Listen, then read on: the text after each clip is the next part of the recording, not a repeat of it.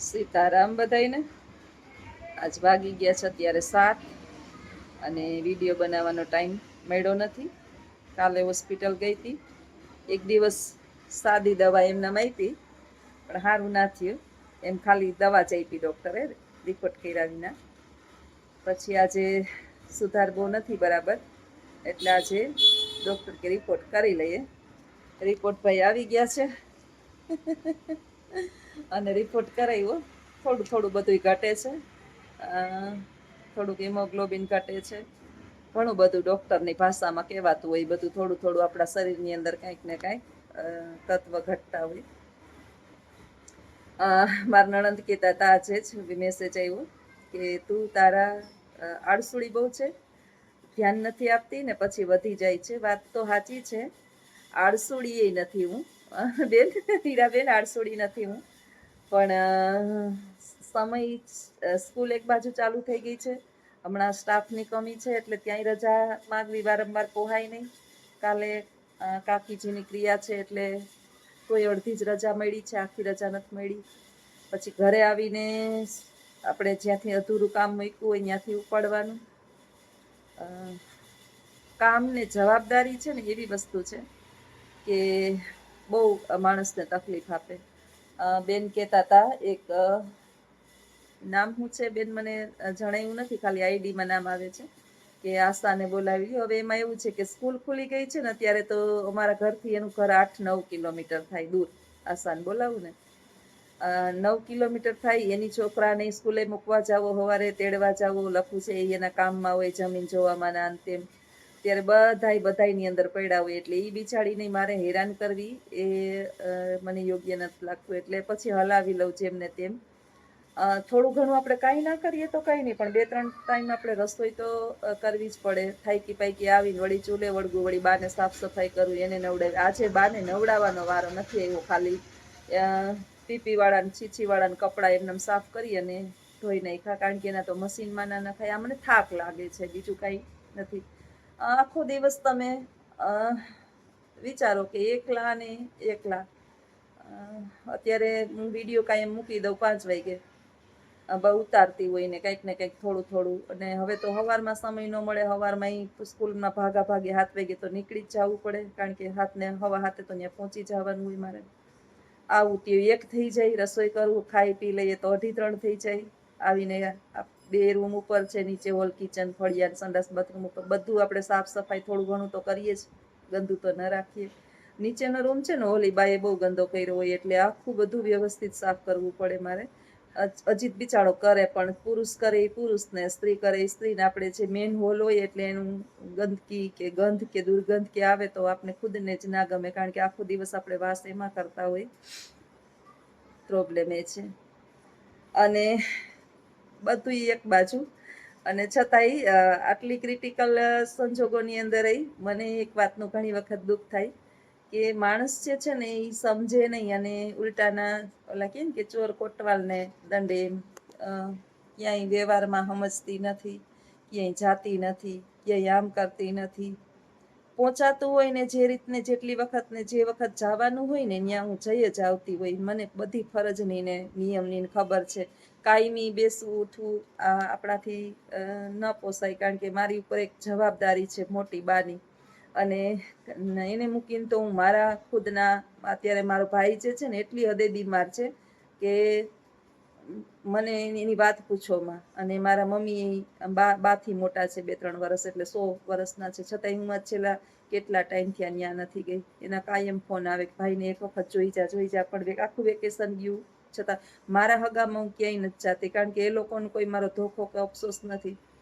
પણ મને હવે કાંઈ કોઈ મારી વાત કરે ને મને તકલીફ નથી થતી, કારણ કે મારે સર્ટિફિકેટ કાંઈ આપવાની કોઈ જરૂર નથી. નહોતું કેવું મારે, પણ મારા વિડિયા જે છે ને બધા જોવે જ છે. જે કહે છે ને કે ક્યાંય વ્યવહારમાં સમજતી નથી, ક્યાંય જાતી આવતી નથી, છાના મુના વિડિયા જોઈ લઈએ કાન પાસે રાખીને. માણસ કોઈ પણ માણસની પરિસ્થિતિને સમજવા માટે તૈયાર જ નથી. આ જો મતલબી દુનિયા છે, મતલબી યુગ છે. હું સુખી તો જગ સુખી, બીજા કોઈને વિચારવાનું જ નહીં. અ, ઘણી વખત આપણે છે ને કોકને સલાહ આપી દઈએ ને એ બહુ સહેલી છે. આ દુનિયામાં હું સાચું કહું ને તો માણસો અત્યારે એટલા બધા બુદ્ધિશાળી છે ને કે કોઈને સલાહની જરૂર નથી, બને તો સહકાર આપો. અત્યારે મને તો સહકારની જ ખરેખર જરૂર છે કે થોડો કંઈક કોક સહકાર આપે ને, થોડો કંઈક, તો મને બહુ થઈ જાય એમ છે. ક્યારેક ક્યારેક હું આ વધારે બીમાર ને મારી તબિયત સારી નથી રહેતી ને એનું કારણ છે ને મને આરામ જ નથી થતો. સાલો થાક થાક થાક થાક, સવારે ઉઠવાનું, કામ કરવાનું, રાતે થાકીને હું કઈ સુઈ જાઉં છું ને 9:30 થાય ને ત્યાં તો મારે ફોન કેટલી વાર તો મને ઉપાડી ન થકતી, એટલી થાકી હોય કે એની વાત પૂછોમાં. એ તો જેની ઉપર વીતતી હોય ને એનો આત્મા જાણતો હોય. બાકી સલાહ તો મને આપે બધાય, અને હવે મને એની કઈ બહુ અસર થતી નથી. જો હજી આવી જ છું 7 વાગે, તો દવાખાને અત્યારે છે ને વારા નથી આવતા, રિપોર્ટમાં લેબોરેટરીમાં વારા નથી આવતા, અને માંડ માંડ દવાખાને પહોંચી. ભાઈગી એકલી ભાઈગી. અજીતને ફોન ના કર્યો, રિક્ષા કરી એકલી દવાખાને વહી ગઈ. પાછી ત્યાં અડધી કલાક બેઠી, બાને મૂકી તાળું દઈ, અને મેં કીધું હવે કેવું નથી. બિચારો 2:30 વાગ્યા સુધી એમને માઈ નહીં હોય, પછી હું આવું પછી જાય. હવે કામ તો કરવું જ પડે આપણે, ઘર લાવવું હોય એટલે. આ બધી પરિસ્થિતિ છે ને, જેની પાસે સંપત્તિ હોય, બધું હોય, એને કઈ પ્રશ્ન ના થાય. આપણે આપણું ઘર હલાવવાનું છે. મારે તો બધું જોવાનું છે, ઘરે હલાવવાનું છે, ઘરની જવાબદારી ઉપાડવાની છે, બાની જવાબદારી રાખવાની છે, અને કામે કરવાનું છે, અને મારી સેહતનું ધ્યાન આપવાનું છે. એક જ પ્રશ્ન મને છે કે ક્યારેક મારી જગ્યાએ રહીને વિચારવાનું. હું કોઈને મને અફસોસ નથી થયો કે મને કોઈ આમ કહે, મને એમ દુખાઈ નથી જરાય, અને વ્યવહારમાં હું નથી વર્તતી કે વર્તું. મારી એક જ જવાબદારી છે આ દુનિયામાં, બાની. પછી મારી જવાબદારી બધી પૂર્ણ થાય છે, એટલે મને કાંઈ અસર થતી નથી. આ તો હું જનરલી ખાલી કહું છું કે માણસ સલાહ આપે છે, અને એ સલાહની મારે બિલકુલ જરૂર નથી. શુદ્ધ ગુજરાતીની અંદર જેને આપણે કહીએ ને કે સલાહની જરૂર નથી. જ્યારે જ્યારે ઈચ્છા થાય તો મને સહકાર આપવા વિનંતી, સલાહ બિલકુલ નહીં. મને ખબર છે, મારો આત્મા જાણે છે કે હું કેટલી હદે થાકતી હોય છું. હું 25 વર્ષની નાની નથી. બીજા બધા થાકે હોય, એ પછી ફિલિંગ કરતા હોય કે જો બિચારી નોકરી કરે છે ને તે થાકી કેવી જાય, એને તો નોકરી છે. હું એ નોકરી જ કરું છું. નોકરી કરે છે તો કામવાળી તો રાખવી જોઈએ ને, બિચારી થાકે કેવી આવીને. મેં આવું સાંભળ્યું છે. અને પાછા એ જ આપને સલાહ આપે કે ક્યાંય વ્યવહારમાં વર્તતા નથી. એક વખત વિચારીને જોવું કે આપણે કોકને આ વાત કહીએ છીએ એ યોગ્ય છે. એટલે પ્લીઝ, જે પણ મારા વિશે આડાઅવડા થતા હોય એ મહેરબાની કરી અને ચૂપ થઈ જાવ, અને મને મારા કામની અંદર બાની જવાબદારી પૂર્ણ શ્રદ્ધાથી નિભાવવા દો. હવે બહુ જાજુ નથી કાઢવાનું.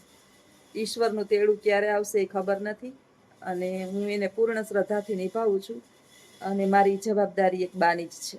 બાકી જ્યાં જ્યાં જવાનું થતું હોય, આવવાનું થતું હોય, વ્યવહારિક હોય, એ બધું મારી રીતે હું કરતી જ હોય છું. જે સમયે બા હાલી ચાલી શકતા ને, ત્યારે એક જગ્યા એવી નહોતી બાના સગાવની કે હું એને ત્યાં. બાના એક ભાઈ ગુજરી ગયા હતા, બાથી નાના થોડા. તો એ ગુજરી ગયા હોય તો ત્યારે હું ને અજીત રિક્ષા કરીને એને આભળવા લઈ જઈએ, પાછા બીજી વખત ખરખરો કરીને કાઢીને જઈએ, પાછા એક વખત પાછા જઈએ, ને પાછા છેલ્લે ક્રિયામાં જઈએ. બાને એક સગું એમ ન કહી દે બાનું કે હું એ વ્યવસ્થિત હતા ત્યારની વાત છે, ચાલી ચાલી હકતા ને બેહી ઉઠી હકતા, ત્યારે આટો દેવાય હું લઈ ગયેલી છું એના ભાઈની ઘરે રોકાવા રાત નહીં. તો બહુ વ્યવસ્થિત ને બહુ સારા માણસો છે બધા બાના ભાઈઓને. આ તો એ તો કહે કે તારે કાંઈ ચિંતા કરવાની જરૂર નથી મારી દીકરી, કે હમણાં જો બધા આવ્યા હતા ખબર કાઢવા, અને એટલું ખુશ થતા હતા કે અમારી બેન આટલી બધી ચોખ્ખી ચણક જેવી છે ને, એના ચહેરા ઉપર આમ હાસ્ય છે ને, તો એ જોઈને અમને ખુશ થાય છે કે તારા જેવી દીકરી અમને મળી છે. એટલે મને અફસોસ નથી, પણ હોય આપણે હોય ને કે રાયણું હોય ને એમાં એકાદું કરમદું હોય, અને આવી એને પંચાત કરવાની બધી બહુ ટેવ હોય. તો આનાથી મને કાંઈ બહુ ઝાઝો ફેર પડતો નથી. આપણે બીમાર હોય ને ત્યારે સાલું મગજ ઉપર આવે બધું આવું. ના મને નથી લેવું, પણ છતાંય ક્યારેક આ ઉકાળી દે માણસે. હખત જીવવા આપણે કહીએ ને કે આપણે જીવવા દેવામાં આમ શાંતિથી આપણે જીવવા નથી દેતા, એવું બને. તો હાઈલે રાખે. સંસાર છે, સંસાર કોઈ દિવસ માણસને સુખ આપે નહીં. એટલે જ હંમેશાને માટે શરણ લેવું તો ભગવાનનું લેવું, મનુષ્યોનું લેવું નહીં. આ વાક્ય 100% તદ્દન સાચી છે. તો ચાલો મિત્રો, આવજો. સીતારામ. હાઈલે રાખે આવું. અને થોડાક રિપોર્ટ ખરાબ છે. ભગવાન કરે જલ્દી મને સારું થઈ જાય અને હું મારી જવાબદારી પૂર્ણ શ્રદ્ધાથી નિભાવું. ઘણું બધું ઘટે છે તત્વ, થઈ જશે સારું. તમારી બધાની પ્રાર્થના છે, બહુ વિશેષ આવે છે તમારા, કે સારું થઈ જાય બેન. તમને ખૂબ તમારો આભાર. અને એટલે જ આજે નહોતો વિડીયો બનાવો ને, છતાં એમ થયું કે શાંતિથી બેહી અને બસ જો આવી જ છું હજી હોસ્પિટલેથી, અને વિડીયો બનાવી લઉં. ને કાલે પાછું જવાનું છે કાકીને ત્યાં, ક્રિયા છે અમારા, કાકી ગુજરી ગયા છે બાના દેરાણીની, તો ત્યાં પાછું જવાનું છે. એટલે કાલે બસ પૂરું, છેલ્લું બીચ ભગવાન એની આત્માને શાંતિ આપે. આવજો. સીતારામ.